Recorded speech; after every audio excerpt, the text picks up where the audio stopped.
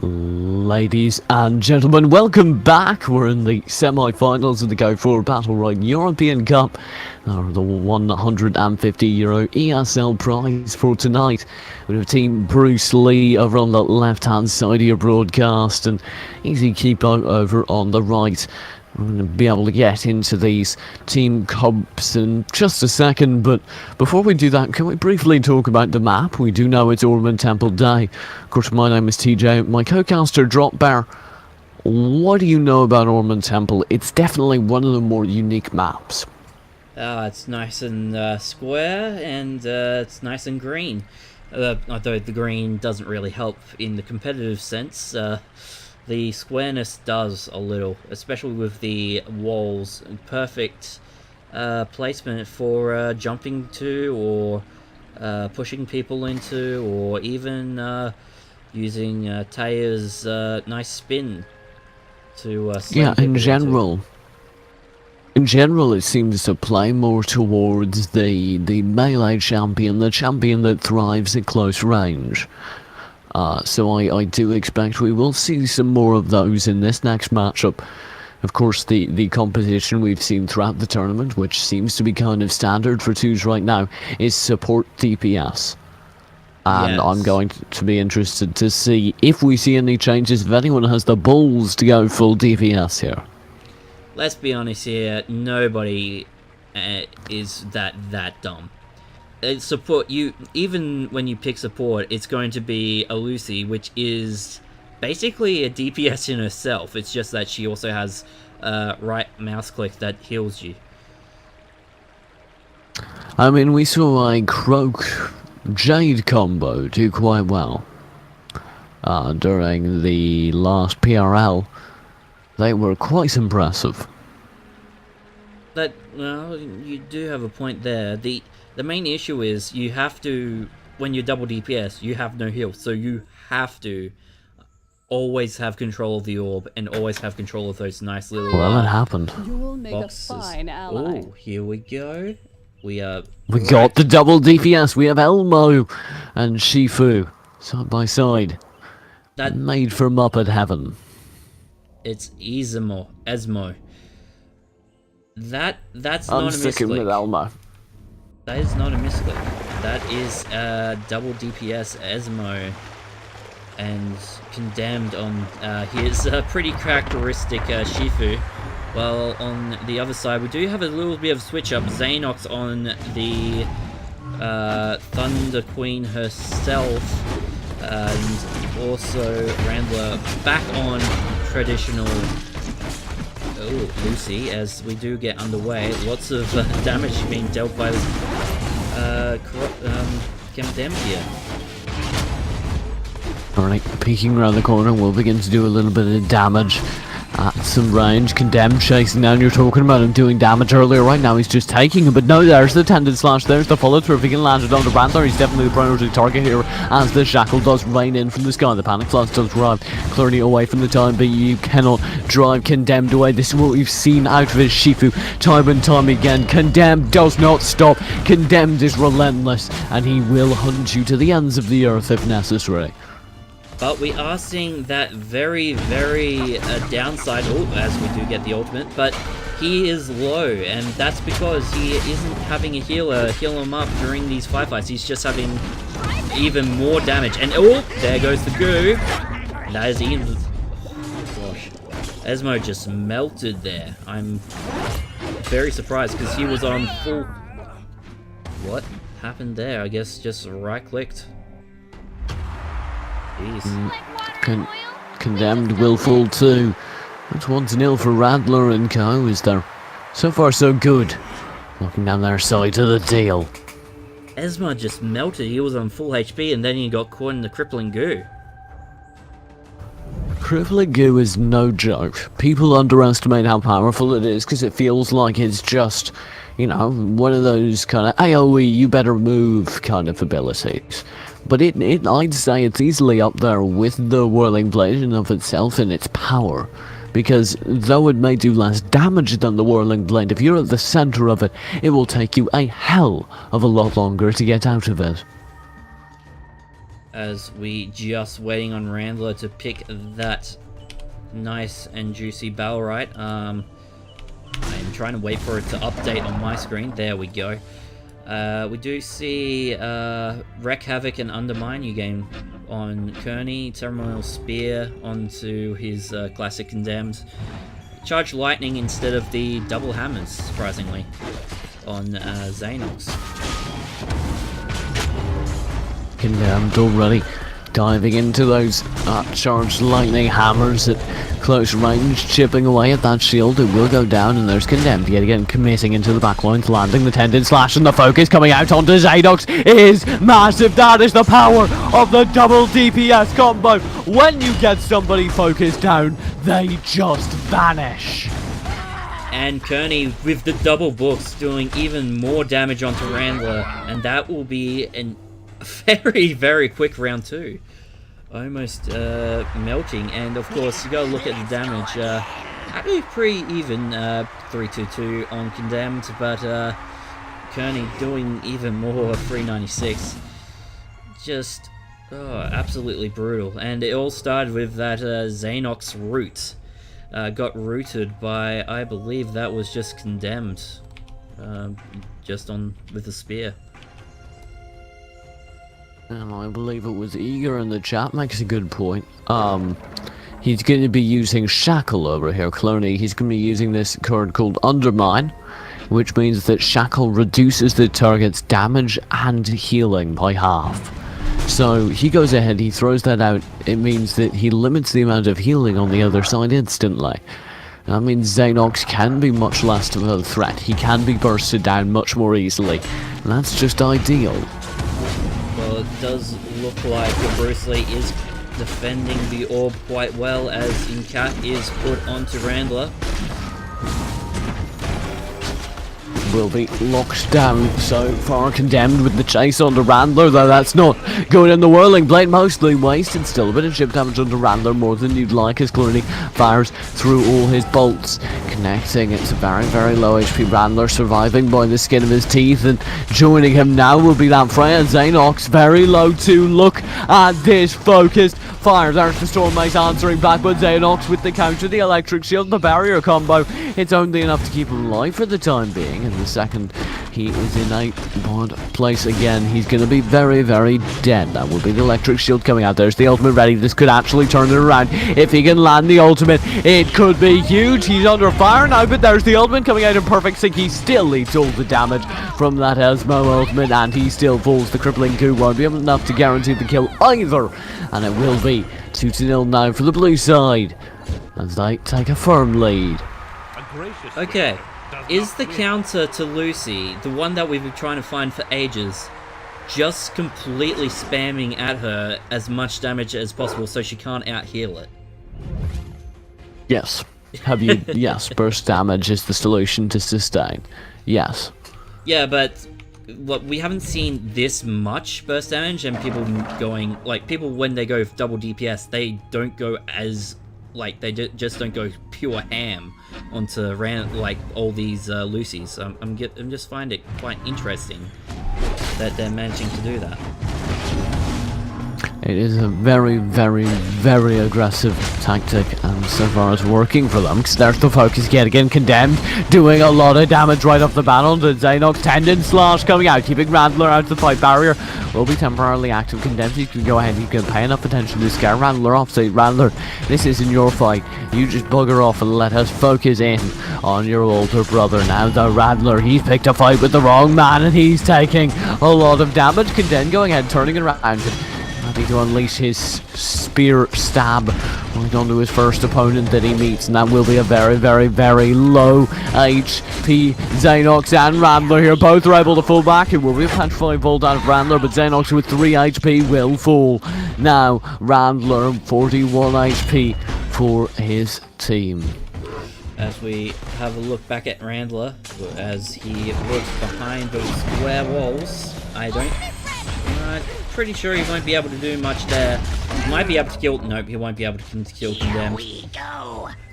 He's just able to do so much damage in these really tight corners and tight choke points. Maybe it was the map pick that managed to change the mood here. You can just spam those nice, powerful arcane fires into those corners, and especially bring out the book, that special R, which brings double the damage, really. Xenox and Randler looking for a way back into this battle now. They need to start racking up their own rounds, and the book isn't readable by them just yet. They may have been read like a book though, because here it is yet again, the commit into the backlines, the focus onto Randler, the shackle coming through. Sure, there's barrier, but that only buys so much time, particularly when you have a Shifu hunting you down this aggressively. Xenox does scare off Clerney, but it doesn't matter if you scare off Clerney when Condemned is still in the backlines eating your home, or obscured by the blue side. I'm going to continue this peeking, tagging, wombo combo. We also do have to note that, oh, there goes the ultimate, but he's immediately panicked out. So much action on the field as Freya was picked up instead of Rukan. Could that be a reason why this isn't performing as well? We don't see the grabs, being able to grab one of the DPS hero and bring him away. I don't know, it's an interesting idea, but I really do think it comes down to just playing a brand new champion. It will never work well. There goes the slice and dice as Xenox is trying to desperately find an entry, and Izmo was caught up in the poison, and you don't want to walk into there, Condemned. Jeez. As we do see all picked up, but on the plus side, Condemned, everyone, Randler and Freya on Xenox is super low. Is trying to find a way to get that much burst damage. There's the electric shield and the... This is viable. Shield. Oh, jeez. All we need to do is somehow make this work, but the panic, the deadly injection, the incapacitate, it's a huge combo. And it's a 2-3 scoreline. Randler and Xenox striking back. Oh, I'm very, very close to elite there, Randler, with 1,300 score. Jeez, just healing over 700. Okay, actually, it's pretty much the barrier. 273 hit points of barrier there. Pico, yet again Condemned, playing very aggressive, going for that early game damage, and yet again paying for it. There's the shackles coming in, though the focus could be huge onto this Taya, but instead it's instantly returned. Condemned taking the damage, able to return it in kind, though. Nice tendon slash, and the focus onto the Xenox is fairly huge, as we do see the shackles miss their target now. Their chosen victim, Randler, will not be procced this time. The ultimate is available. There's the whirling blade on the Randler, and he's already used all his escapes, meaning it is no choice but to eat it, and eat it he does, but it's not a very nice breakfast, even though it might be healthy. Lightning hits as Ezmo does blow up. We do have a Condemned versus 2 fight again, as we do see Randler having to swift roll away. Randler wasn't really the target during that initial fight. It seemed to be trying to get Xanox, and the shields were just correctly placed, as we do get 3-3. Waiting on either side to take match point here. That will be more than enough to guarantee their ticket to the grand finals, but they need to do so right now. Clerney, Condemned, riding on in. 2 rounds is all either side needs, but like I said, they need to start showing that class now, as Condemned is already under fire and just melting. Incapacitate comes out for the tendon slash, but it's not nearly fast enough. He's able to escape, but the chase is on, and Condemned this time. He's the prey, and he is just gone. Kunju is procced. He's able to survive, drift into the backlines and regroup with Clerney, and it's worth noting that while this was happening, Rattler did take significant damage, but it's nowhere near the 36 HP all of a sudden over on Condemned. The bullet explosion did hit Xanox a little, but it won't matter much, as just be healed right back up. And that is the thunder. Ooh, good jump. and it will be Condemned and Kearney versus a very angry Xanox to take this match point. Xanox drifting around the corner, hunting down Condemned, just one Storm Mace away from victory, springing into the backlines. The counter will be procced. Great timing there. The ultimate comes through and guarantees the kill. Now, match point for the blue side. Kearney and Condemned, they only need one to punch their ticket to the grand finals. And they will be doing it with this insane double DPS. I thought it wouldn't be able to be viable. I thought it wouldn't work, but here we are, seeing it finally be a powerhouse. 300 fire, Xanox needs to find a way out of here because he's overcommitted. He's taken so much damage the first 2 times, and this is match point. But even more ridiculous, he's not doing so at all. They're winning this battle as Condemned gets focused out very early on, incapacitates through. Xanox hunting him down for that final bit of damage as we do see the shackle landing. There's the orb guaranteed off the back of the nice spear stab, and it will be Kearney engaging in his battle versus Randler. The shackle will miss there, but Kearney is still doing damage now. He needs to fall back though because it's in return onto him. It will be the ultimate available for most of the players over here on the board, and there it is flying on out. Randler able to dodge, but Condemned has been separated from his ally here, and he will fall. Now, for the match, we need to see Kearney step up if they want to claim it now, and he's incapacitated against the wall. The panic does land. The deadly ejection follow through will guarantee the kill. And that drives us to map point. Oh, Condemned was trying to get onto the backline and destroy Randler, but wasn't able to get past the all the Freya damage. Just Freya just body blocking and going, no, you've got to go through me if you want to touch my Lucy. You shall not touch my Lucy. You shall not pass. As we get into the final round of this match, electric shield up on Xanox as Condemned is getting beaten to a pulp. We need to see something very, very strong change here, because already Condemned, we've seen in the last 2 rounds, he's been obliterated and his allies pushed out. There is no healing on his side, so this damage is permanent. There's the ultimate coming through. The whirling blade chewing up Xanox in return, and he's gone. He is just melted. Randler able to keep himself alive, but now in a 1-on-2 as was predominantly a support champion. He needs to get the kill onto Condemned and do so very quickly to stand a chance. There's the shackles flying through. The arena will begin shrinking. Randler does have the ulti available to do so. Will he instead opt to use that as a series of EX charges, though? I would say that's the smartest move in his position. There's the barrier coming out. The incapacitate does land onto him. Condemned playing very cautiously, and that is what the situation calls for. There's the ultimate chasing him down. Randler 30 HP, now just 40. Able to keep himself alive time and time again. The ultimate, if it comes out, it needs to be now because the barrier is here, but he's pinned out to the arena and he's gone. The map and the match goes to the blue side, and that's the ticket punched all the way to the grand finals. Congratulations to Bruce Lee. Very, very close 4 versus 4-5 scoreline there, going down to the last map. Jeez. Damage was surprisingly done all by Esmo, 478. So, quite an interesting matchup. I wonder if they go double DPS going into the grand finals, or they switch it up to a more traditional healing style. I'm not entirely sure.